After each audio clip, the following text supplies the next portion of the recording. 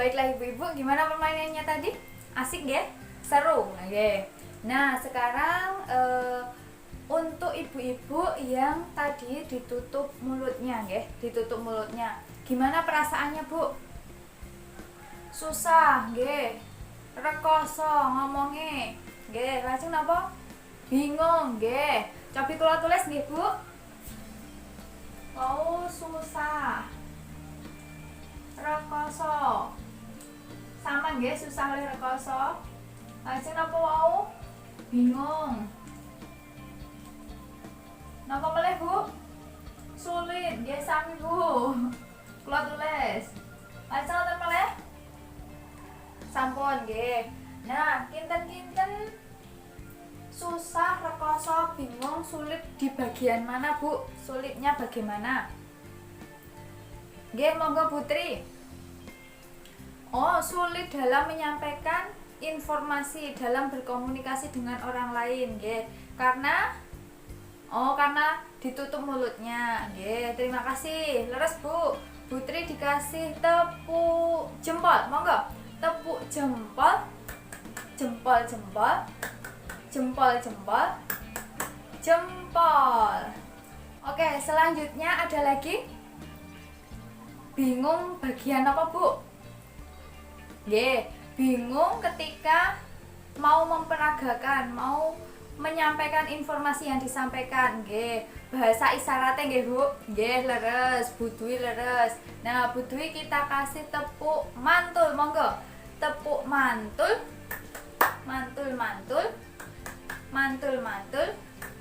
Mantap betul. Nggih, matur nuwun Bu Dwi.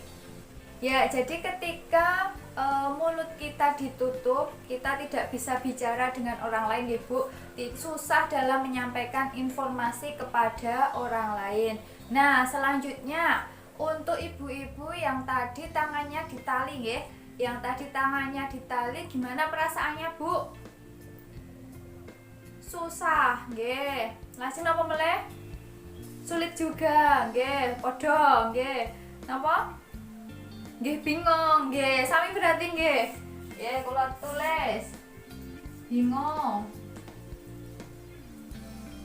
Susah. Sulit. Nggih, kinten-kinten susah, sulit, bingung di bagian mana, Bu? Bu Endang, monggo. Sulit menerima informasi dari lawan bicaranya, nggih. Soalnya lawan bicaranya tidak bicara langsung tetapi dengan peragaan, nggih. Nggih, leres. Bu Endang kita kasih tepuk mantap. Tepuk mantap. Mantap.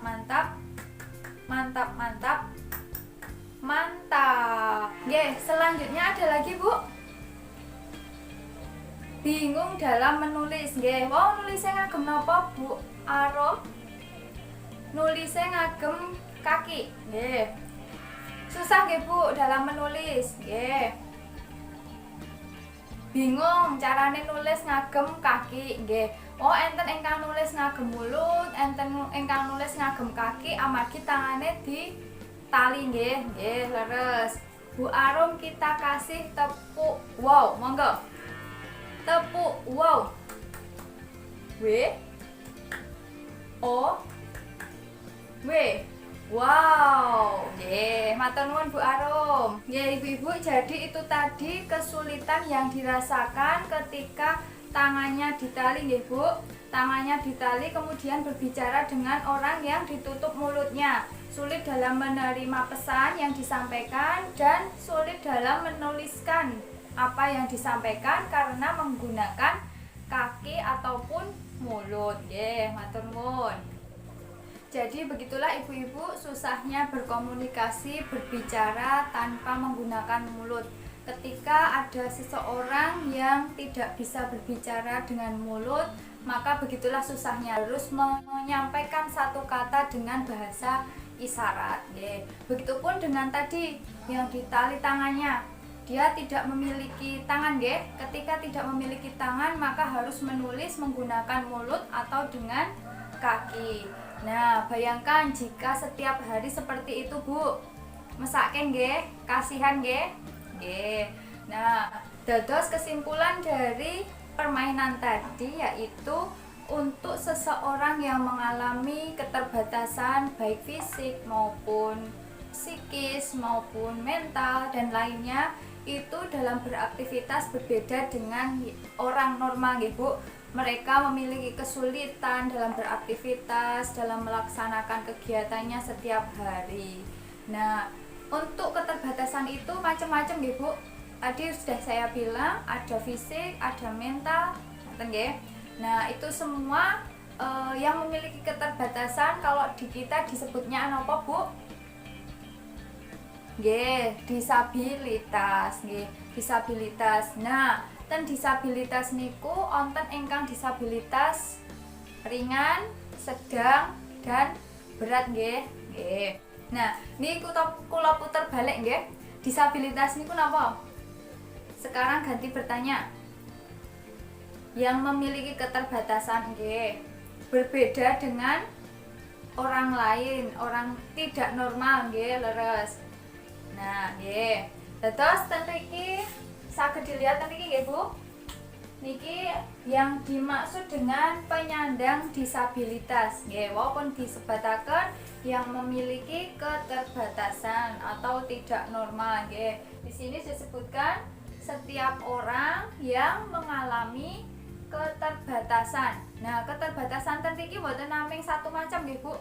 Saged bermacam-macam. Ten mriki disebutkan ada keterbatasan fisik. Nah, keterbatasan fisik ini contohnya apa? Tidak punya kaki nggih. Tunanetra nggih, leres. Napa melih? Tidak punya tangan nggih. Wow, seperti yang dicontohkan di permainan tadi nggih. Nggih. Lajeng napa melih? Lumpuh nggih. Nggih, niku contoh-contoh untuk keterbatasan fisik nggih, Bu. Lajeng selanjutnya yaitu tadi keterbatasan fisik, kemudian intelektual. Nah, untuk keterbatasan intelektual itu napa, Bu? Oh, mboten ngertos nggih. Nah, keterbatasan intelektual niku pemikirane nggih, Bu. Cara berpikir seseorang. Dados liyane pun maju tapi tiang niku tasih di bawah. Nah, niku dalam berpikir nggih, Bu, niki intelektual dalam berpikir, dalam berpendidikan ngoten niku. Nggih. Lajeng keterbatasan mental. Nah, mental di sini napa, Bu? Wong edan nggih. Nggih, nek ten mriki keterbatasan mental niku kados to mboten sabaran, tidak lapang dada ngoten niku. Dados nggih kados orang gila ngoten niku nggih. Lajeng terakhir yaitu sensorik nggih, Bu. Ada keterbatasan sensorik. Dados ada 4 nggih, Bu. Keterbatasan niku saged fisik, intelektual, mental ataupun sensorik nggih. Nah, niki wonten ingkang ternyata satu orang memiliki keterbatasan lebih dari satu macam, misal fisik sama mental nggih. Niku saged amargi kemungkinan awalnya keterbatasannya hanya fisik, tetapi dia tidak bisa menerima keadaannya sehingga mentalnya terganggu. Niku saged nggih. Dados niku nggih, setiap orang yang mengalami keterbatasan baik fisik, intelektual, kemudian mental ataupun sensorik dalam jangka waktu lama nggih, dalam jangka waktu yang lama nggih. Nek jenengan mboten sabaran ning sedilut nggih mboten nggih. Lajeng dalam jangka waktu lama yang dalam berinteraksi dengan lingkungan dapat mengalami hambatan dan kesulitan kados wau, susah dalam berbicara nggih, dicontohke dalam permainan wau nggih. Lajeng mengalami kesulitan nggih, Bu, untuk berpartisipasi secara penuh dan efektif dengan warga sekitar nggih, warga negara lain berdasarkan kesamaan hak. Dados semua orang itu sebenarnya memiliki hak yang sama nggih, Bu. Nggih, tetapi dengan keterbatasannya seseorang jadi membuat seseorang itu berbeda dengan yang lain. Dados dengan adanya keterbatasan ini menjadikan seseorang itu menjadi orang yang istimewa. harus diperlakukan secara istimewa. Ngaten niku nggih, Bu. Jadi untuk seseorang yang memiliki keterbatasan itu bisa dikatakan sebagai penyandang disabilitas, kemudian istimewa, orang yang istimewa, anak istimewa, ataupun cacat nggih, Bu. Tetapi yang perlu digarisbawahi nggih, Bu, anak istimewa itu belum tentu dia disabilitas nggih. Contohnya yaitu mungkin anak yang dilahirkan oleh seorang ibu yang hamil di luar nikah. Kemudian anak yang mengalami HIV/AIDS, kemudian korban narkoba, atau mungkin lambat dalam belajar, itu disebut sebagai anak istimewa, tetapi mereka bukan disabilitas. Atau nggih, Bu. Dados di sini seseorang anak ataupun orang dewasa yang memiliki keterbatasan itu bisa disebut anak istimewa, kemudian penyandang disabilitas, ataupun orang yang cacat. Coba sakniki tes semangatnya dulu, Bu. Kita tes semangatnya, tepuk semangat. Semangat. Semangat, tetap semangat, Bu.